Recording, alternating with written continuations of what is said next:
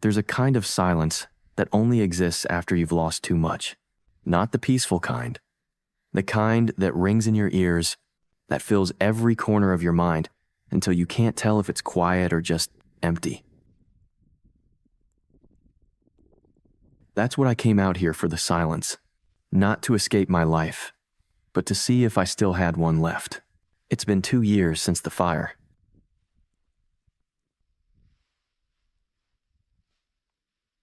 Two years since that night when everything I thought I was, a firefighter, a protector, a man who could always save someone, went up in smoke, and I walked out of that building while my best friend didn't.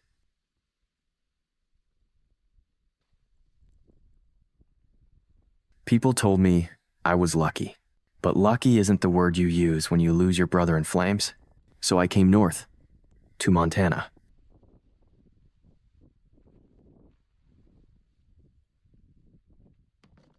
To the kind of winter that doesn't let you pretend to be strong. You either are, or you don't come back. I wasn't running from the world. I just needed to know if I could still fight for something.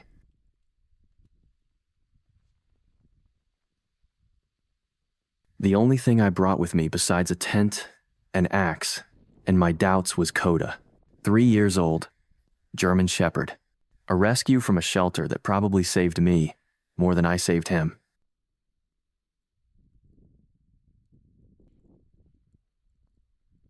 He's got this way of looking at me, steady, calm, like he sees right through the walls I build. Sometimes I think he knows more about what I'm feeling than I do. The trail that morning was brutal. Snow up to my knees. Wind cutting through every layer like knives. Every breath felt like swallowing glass.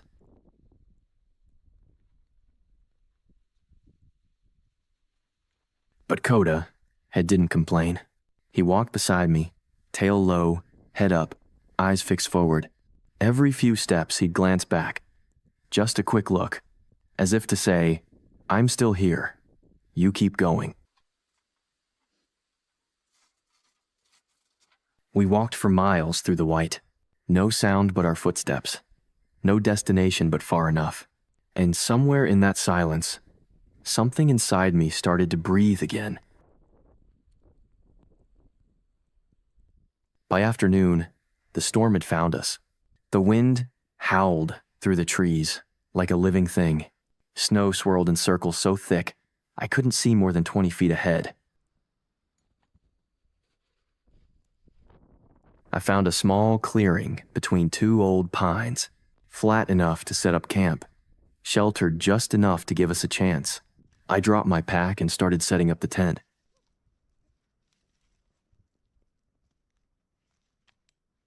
Every movement hurt. My fingers were stiff, my shoulders screaming, but stopping wasn't an option. The canvas fought me like it wanted to stay wild. The poles slipped in the wind. At one point, I almost lost my balance, but then I heard a sharp bark. Koda was standing there, ears perked, eyes alert, steady as stone, like he was telling me, don't quit now.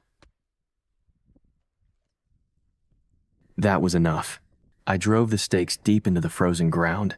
Each strike of the hammer was an act of defiance against the wind, against the storm, against the part of me that still wanted to give up.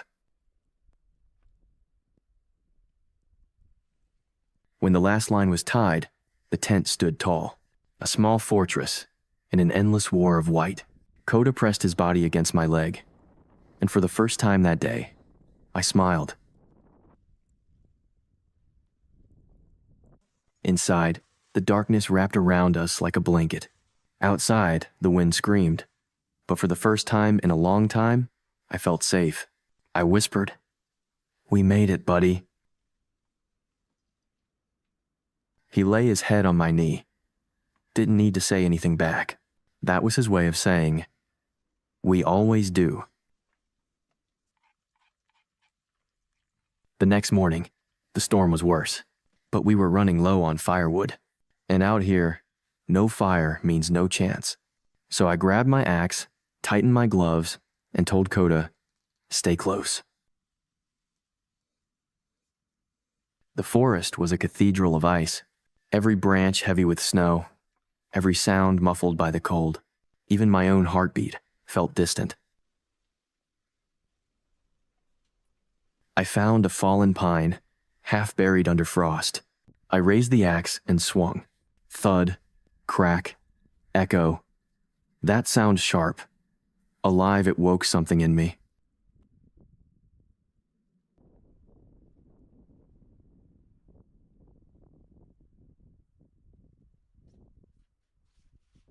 Each swing became more than survival. It was penance. Each strike, a conversation with the ghosts I carried. I remembered the sound of collapsing beams, the smell of burning wood and gasoline.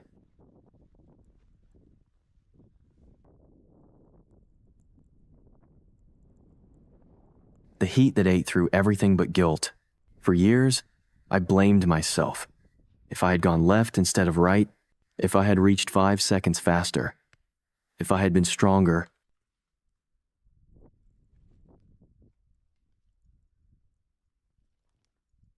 The axe bit deeper. The tree gave way. I whispered into the wind. I couldn't save him, but I can save this moment. Koda barked softly, breaking the silence like a friend shaking me awake.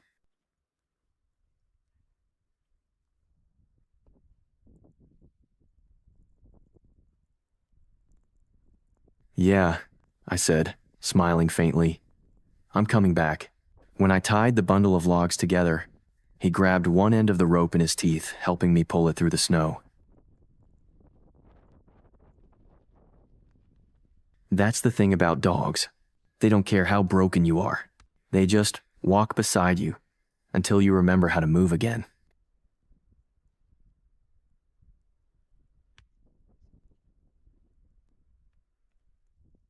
Back at camp, I stacked the logs and struck a match. It took 3 tries before the flame caught, but when it did, it felt like the first heartbeat of a new life.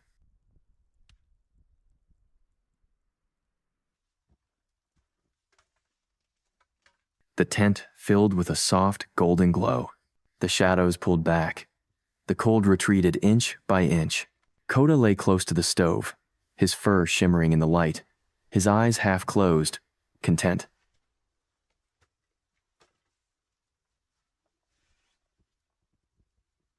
I sat there, just watching the fire dance. The way it flickered reminded me of the fires I used to fight, but this one didn't destroy. This one healed.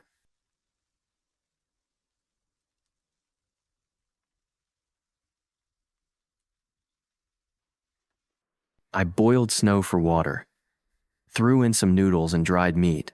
The smell of smoke and food filled the air, a scent so simple, it felt like home.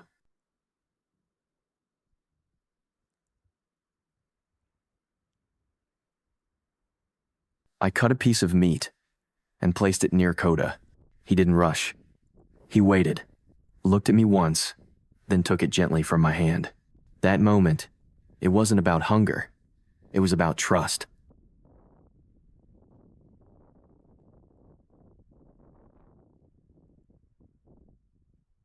I looked at him and said, "You know, buddy, I've spent years trying to be the man people expected me to be.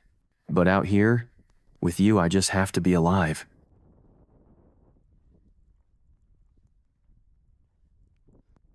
He thumped his tail once, as if to say, "That's enough." Outside, the storm screamed. Inside, the world was calm. 2 souls. 1 fire.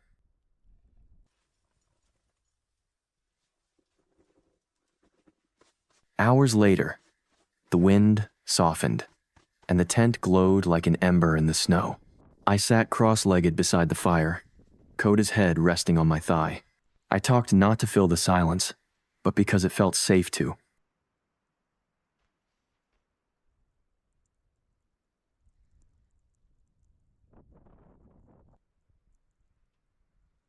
"You know, I still dream about that night," I said quietly. "The noise, the smoke, the heat, but what haunts me most is the silence after. The moment when I realized he wasn't coming out.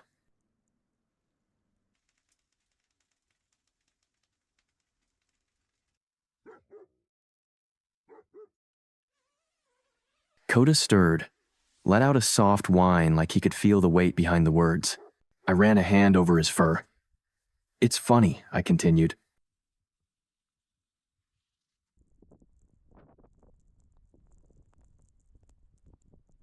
"I came out here to see if I could survive without anyone, but maybe I just needed someone who didn't expect me to explain." He looked up at me steady, calm, forgiving, and somehow I felt lighter.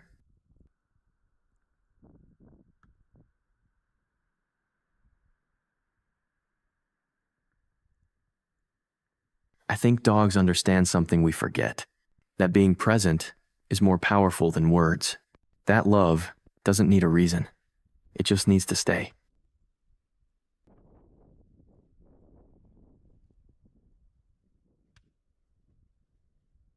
That night, we fell asleep by the fire, his breathing slow and steady beside me. For the first time in years, I didn't dream of flames. I dreamed of snow.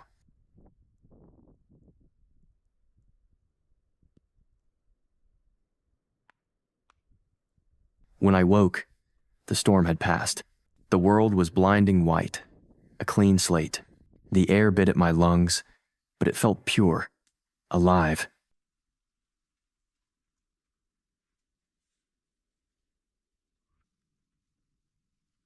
Koda was already outside, bounding through the snow like a kid seeing the world for the first time. I stepped out, watched him roll in the powder, and laughed a real laugh, the kind that comes from somewhere deep.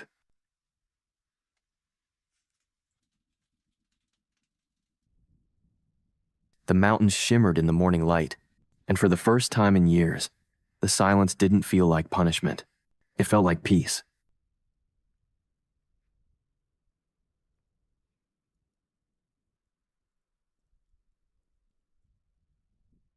I realized something then. I hadn't come here to test my strength. I'd come here to find my heartbeat again. And somehow, in all the wind and cold and struggle, I did.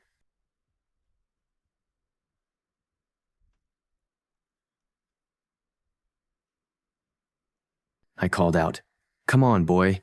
Time to move." He ran to me, tail wagging, snow clinging to his fur. I knelt down, rested my forehead against his.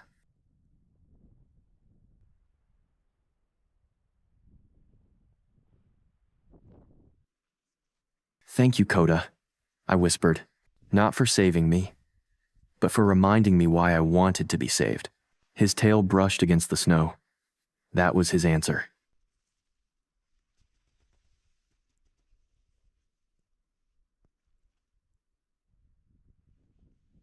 We packed up camp. I kicked snow over the ashes, watched the smoke twist into the air, and vanish. Then we walked side by side, our footprints stretching behind us, two sets fading slowly into white.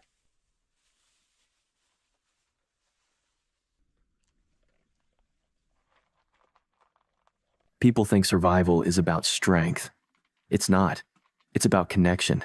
Out here, I learned that some fires burn longer than we ever realize.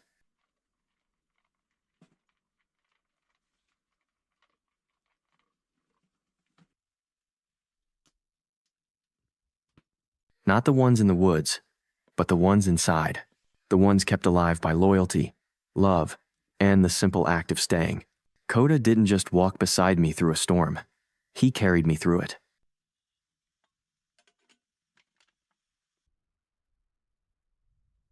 And when the fire finally burned low, I understood. It was never meant to keep me alive. It was meant to make me feel alive again.